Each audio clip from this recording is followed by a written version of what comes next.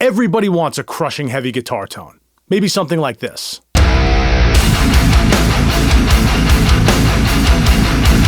But so many people fail to achieve the level of brutality they're after. Maybe you've done your research. You've dialed in your gain perfectly, your low end is tight, your mid-range is aggressive, your high end is smooth. So why does it still sound weak? This may shock you, but the problem might have nothing to do with your guitar. Check out the tone you just heard soloed. Not quite as heavy, right? This is something I feel like nobody talks about, but your bass is a massive part of your guitar tone. And yes, I use that word on purpose. Quite frankly, it could make or break your tone. But this isn't a one-size-fits-all approach. The key is knowing how to dial the right bass tone in to complement your guitar tone, and to make space so that both of them can be heard in the mix. And today, I'm going to show you exactly how to do that. So let's open up a session and get to work. All right, so I recorded a basic riff here, and we're going to cycle through 3 different guitar tones and then try and find a bass tone that complements each one. Then we're going to use EQ to make sure they both have space in the mix and at the same time lock together. And just to be clear, this video isn't a deep dive into guitar mixing. This is more about tone selection. But I would happily make that video. If you guys want a deep dive into mixing heavy guitars, type heavy in the comments below. If you guys want it, I'll do it. All right, let's see what we're working with here. So I got programmed drums here that sound like this. So here's the guitar tone we're working with.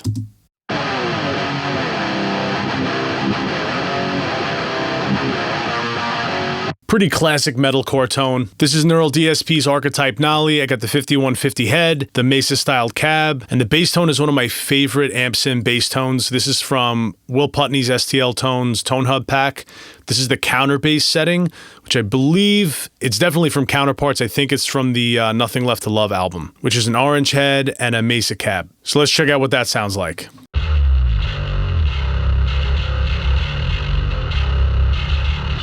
So really grindy up top, and it's got a ton of sub on this bass, which I really, really like. So let's listen to them together.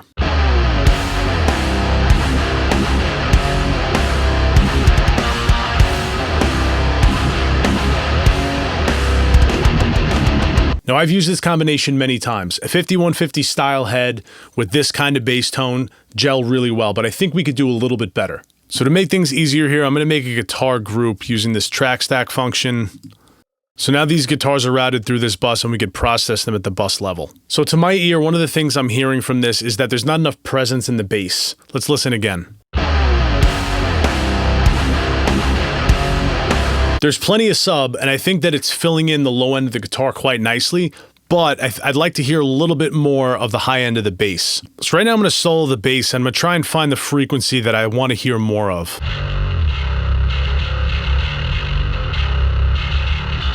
Right around 2K. So now let's see what that sounds like.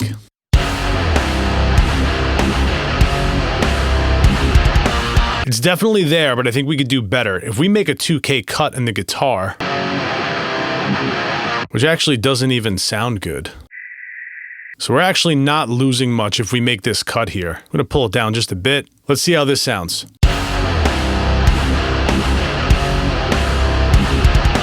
So let's check out the before and after. Here's before.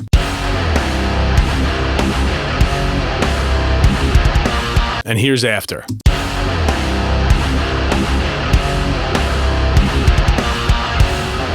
It's subtle, but I definitely think it's an improvement. And before we get into the next one, I have a free gift for you guys. It's called the Axe Tracking Blueprint, which is my personal guide to recording high quality guitar at home. The link's in the description. If you're interested, go grab it. It's free. All right, so I dropped a new guitar tone in. Let's hear what this one sounds like.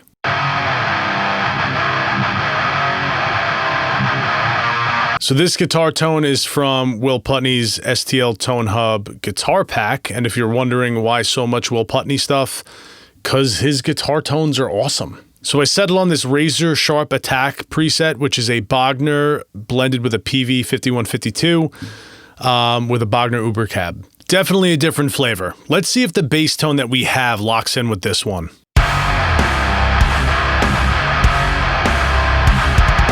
That one to me doesn't sit right. So let's find another bass tone.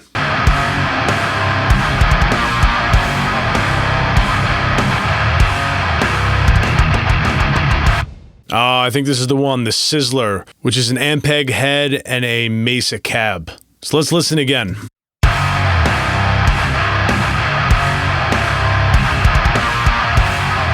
And I gotta be honest, these ones are locking in real nice together. One thing that I hear is there is a little bit of fizz up top on the bass, so I want to put a low pass filter on this here. Get aggressive with the slope.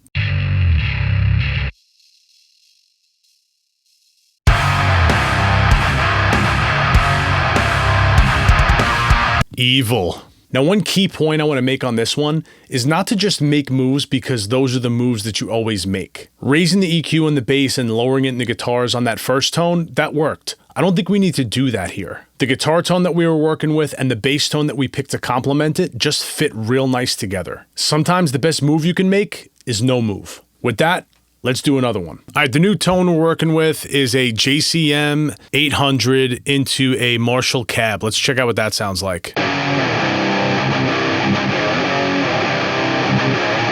All right, let's find a bass tone to match that.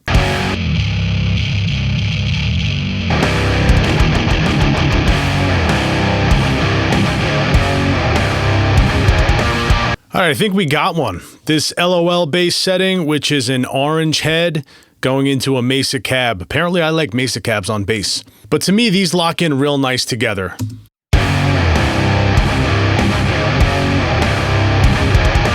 There is something in the bass that's bothering me, something in the low mids. Let's check out what we got.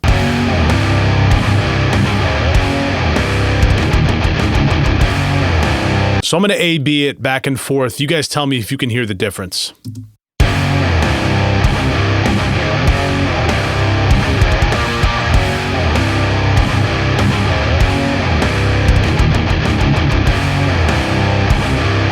I definitely think it makes a big difference with that cut, and I'd like to hear a little bit more high end in the bass.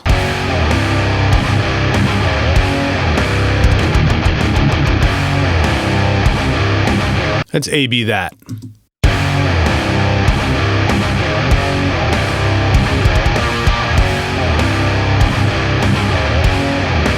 I think we could probably afford to cut a little bit of that 1.5K from the guitars. Let's see.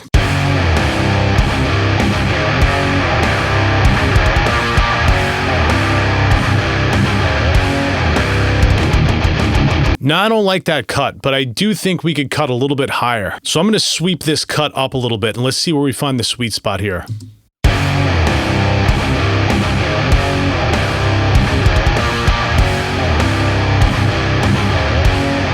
And I'm sorry, guys, I can't help it. I got to fix these guitars a little bit.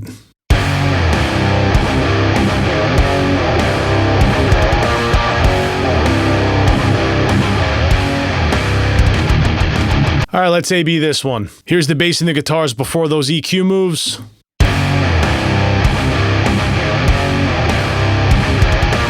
And here's after.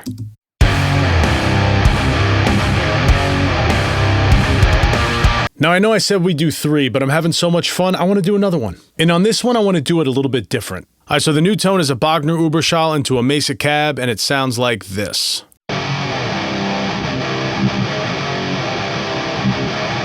Check out the difference between these two tones. I found this one that's called Scratchy, which is an Ampeg into a Mesa cab. Let's check that out.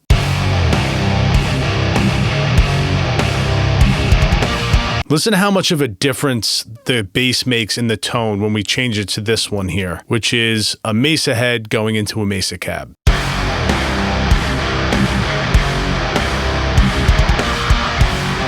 It just completely changes the guitar tone. Listen again.